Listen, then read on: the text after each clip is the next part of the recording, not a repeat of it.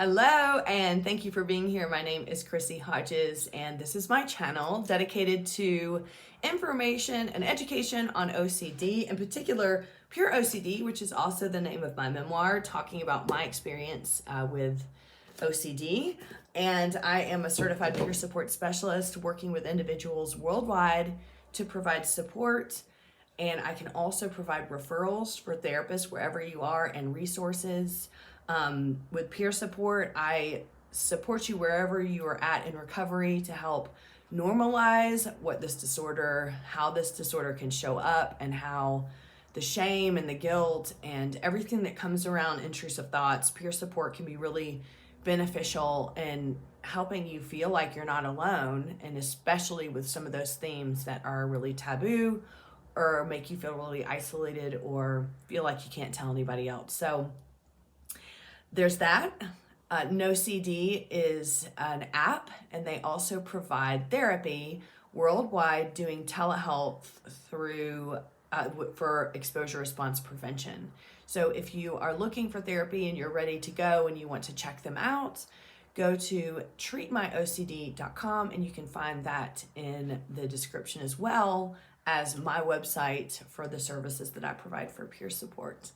So today I want to talk about a topic that isn't talked about often, and I'm so excited to be able to talk about this because I know so many people struggle with this and they don't know how to talk about it, and they don't know what to say because of this particular thing. When you are reading information about OCD, you will inevitably come across something that says, when you have OCD and you have intrusive thoughts, and then thoughts are scary, let's say harm or sexual. So I'm having thoughts that I'm going to harm someone else or I'm going to harm myself. You'll often see it say people with OCD would never act on these thoughts. And that's how you know it's OCD. And I mean, really, with OCD, that's what makes the thoughts so disturbing, is that you don't want the thoughts. They're unwanted, they're intrusive. But then you question why you're having them, and if you're having them at all, that must mean that there's a possibility you might act on them. So you can get in your head about that, and then you might see something like that and then go, oh my goodness, yay, I won't murder someone. Or I'm not going to have sex with a family member. So that means it really is OCD. Well, back that up. Can't you see where the problems are here? Because when you see something that definitive, then you're going to go, uh-oh, have I acted on the thoughts? I mean, this is the same thing as I see a list of symptoms for OCD, and I meet every single one of them, and then you see 2 or 3 and you go, uh-oh, I don't meet criteria for that 2 or 3, so that means I don't have OCD. I mean, we're talking a list of 20, and you meet 17 out of 20, and you're gonna go, it must not be OCD. Because as we all know, when we find out we have OCD, then we go looking for why we don't have OCD. It is a phenomenon I will never understand for myself and everyone else. But this plays right into that. Okay, so then we find relief going, okay, I'm not going to act on the thoughts because this says that no one ever acts on the thoughts. Okay, this is the piece I want to talk about. Acting on thoughts can be different in everyone's eyes, especially when the idea of acting on your thoughts has now become a compulsion. The moment that I read, people with OCD don't act on their thoughts, well, I felt like, oh, okay, good. Now my intrusive thoughts aren't going to come true because, see, I won't act on them. And then my brain went, but have you acted on them? And so here we go down the, 21 years at that point of what does acting on mean? Does that mean when this happened with this person, or when I did this, or when I was checking or testing, was I acting on something? I mean, I willingly went into a situation triggered to see if I would get a groinal. So isn't that acting? And that must mean I don't have OCD. See, as most of my videos, if you follow them, they all boil down to, I must not have OCD. Because inevitably at the end of the day, that's the question you're going to go to bed going, but maybe it's really not. Again, 17 out of 20. So we have to look at what this statement means. And then you can get mixed up in your head about what acting on can mean and in a sexual nature. So first, let's talk about what I was talking about before, then we're going to go to sex, okay? Because that's the most important. Well, it's not the most important, but it's a really important part of this. So acting on is in the eye of the beholder. That's what I always say, right? I mean, okay, if you have thoughts about murdering someone and you go murder them, yep, you acted on it. I mean, we don't get clearer than that, right? But if acting on is, I have thoughts of pedophilia, I'm scared I'm going to snap and harm my nieces and nephews, and the family is having a gathering, and you go and you're terrified because you don't want to get a groinal around the kids. You don't want to get these thoughts. You just want to have a good time because you love your family and you love your nieces and nephews. And you get there and you go, I'm going to pick my niece up, because that's what you do when you're an aunt and an uncle, to love on your family. But then when you pick them up and they wrap their legs around you, you go, uh-oh, did I just act on the thoughts? Did I want the thoughts? Why would I pick my niece or nephew up if I had these thoughts? Does that mean that I want them to do? Does that mean I want? Here we go. So then that little voice in the back of your head can pop in. Remember, it said if you don't act on the thoughts, blah, blah, blah. And then you start going, I acted on the thoughts. And so that means I don't have OCD. So see, you've just like doubled down with that one. So now you really have the proof that you're a pedophile and the proof you don't have OCD. Move all that out of the way, okay? What you were probably doing, and what most people, other than living your life despite having OCD and doing the things that you would normally do that OCD tells you shouldn't, which you should do, is you were probably checking.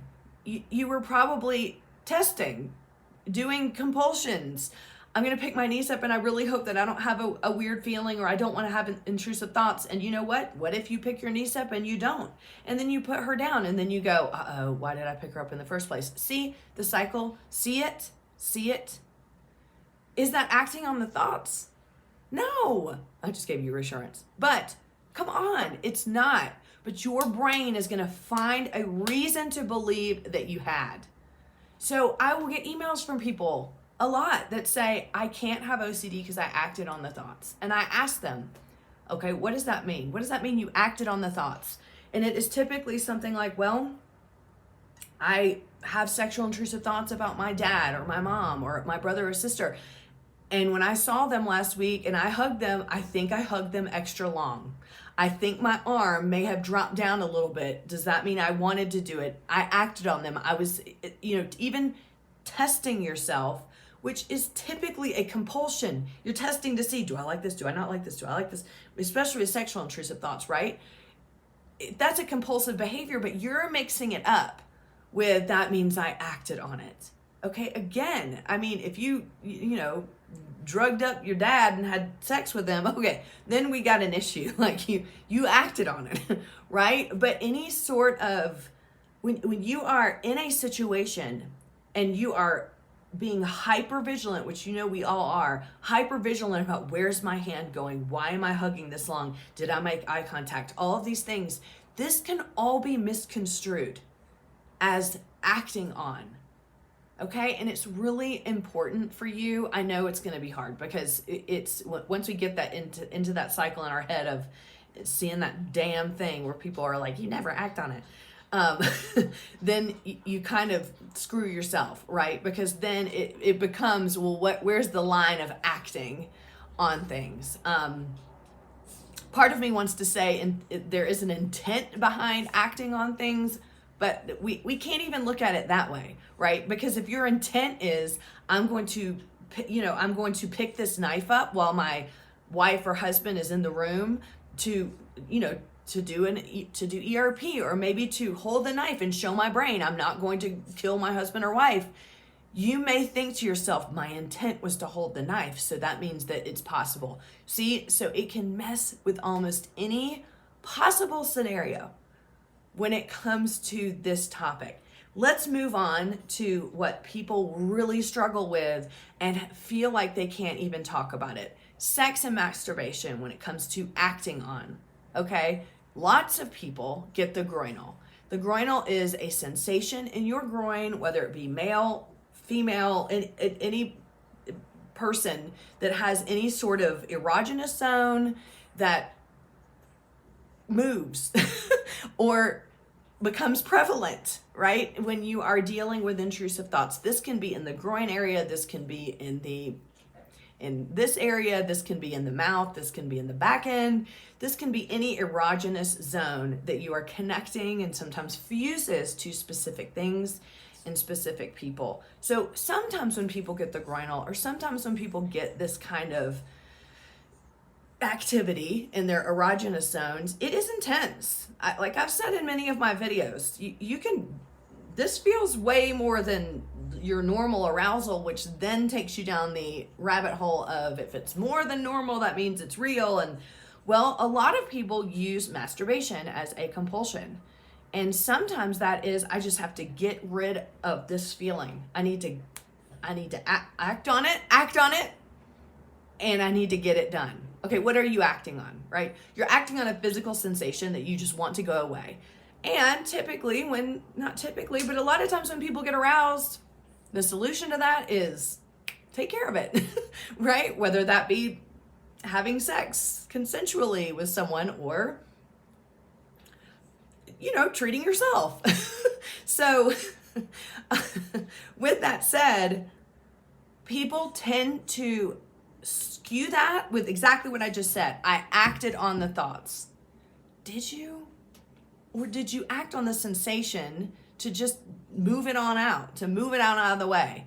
Or was it a compulsion to get it over with so you can get on with the rest of your day, which then, by the way, is going to come back to you and go, but why would you do that to those thoughts? I know you were watching porn while you did it, so you think that you weren't doing it to them, but it started because of the intrusive thoughts, and the shame comes in and the guilt comes in, and you're inevitably going to tie it back to the original intrusive thoughts that gave you the groinal anyway, right? Or people might have sex when they have the groinal, or they might have sex later in the day, so the groinal was there, it felt a little icky wherever it did, and then later on they have sex. And then they get in their head, I acted on the earlier groinal and had sex. So it must mean I wanted the thoughts and I acted on them and I must not have OCD. You see how this can get so complex. And this is where sex and masturbation really intertwine with this as the way of seeing it as I acted on. Okay, so especially if you orgasm, because then the orgasm is going to be tied back to the intrusive thoughts. So this is a complex issue where people get trapped in the kind of false information of no one ever acts on this. When I say false information, and I'm being hesitant about that, is you have to define what acting on means, okay? So for me, if I have intrusive thoughts about having sex with Ollie, my dog, acting on them would be like, hey, Ollie, let's get it on tonight, right? Right? But if I'm having intrusive thoughts about having, sex or hurting him sexually, and I invite him up on the couch tonight because I love cuddling with my dog, then my brain might go, well, you acted on the thoughts because you already were having intrusive thoughts about that, and then you wanted him to come cuddle with you. That must mean that you're acting on them. Am I though? I'm cuddling with my dog, which is what I love to do. I would turn the camera, then you can see my dishes and stuff. So do that. He's the sweetest dog ever, and I love him, and I'm not going to harm him. But my brain might tell me, yeah, but, or like I petted him and I got too close to his butt or something. Well, you acted on it. So this could go in any and every direction. And I have to remember that my brain is going to look for what acted on means, because I am now looking at that as the definitive defining characteristic of whether I have OCD. This is where we run into trouble with Google, y'all. This is where we run into trouble with these parameters of what OCD is and what OCD isn't, because then you bump up against those parameters and go, uh-oh, I think I stepped over the line here, so that must mean I don't have OCD. Remember, you usually find out you have OCD, and then you usually go looking for the reason why you don't. And this is one of those big triggers that can keep you very, very stuck. So there's a lot of different examples for this particular topic, and I used some that were a little more inflammatory because I know that people with incest, bestiality themes, pedophilia themes, things like that really have a lot of trouble being able to talk openly about this stuff. But just so you know, so many people experience this. So many people get stuck on certain events and things that have happened. You know, maybe you're, bathing your daughter and you think, my daughter is dirty after having a dirty diaper, and I need to, and then you think, oh my gosh, because I wiped my daughter, I acted on the thoughts. Or were you just being the parent you needed to be, right? There's so many avenues for this particular thing that can trip us up. We have to remember that OCD is constantly looking for things for us to dive into that doubt, and this is one of them. So if I didn't get to an example where you feel like this is prevalent or relevant to you, please know that this is really common, and it can really push into almost any theme. It doesn't have to be taboo. If you're looking for a definitive answer of whether you do or don't have OCD, you're not going to find it. Even with a diagnosis, it's hard to find it, because then you go, do they really think that I do? I remember telling Phillipson he was wrong. I don't really have OCD. Are you sure? And you don't argue with Phillipson. Anyway, so I hope this helped. I know that this is a tough topic. If you're confused about this and you think I'm being perverted, feel free to email me and I'll explain it to you a little bit more. But this is a source of massive suffering for people. So I really wanted to normalize that for you and let you know that you're not alone. And I'm really, really sorry if you're experiencing this, because this one is a tough one. So thank you for being here. It's so good to see you. Remember, if you need peer support or referrals, head on over to ChristyHodges.com. I will put it in the description below. I look forward to seeing you next week, and I just hope you're having a great day. I really appreciate you showing up here, and I hope that this helped. Bye.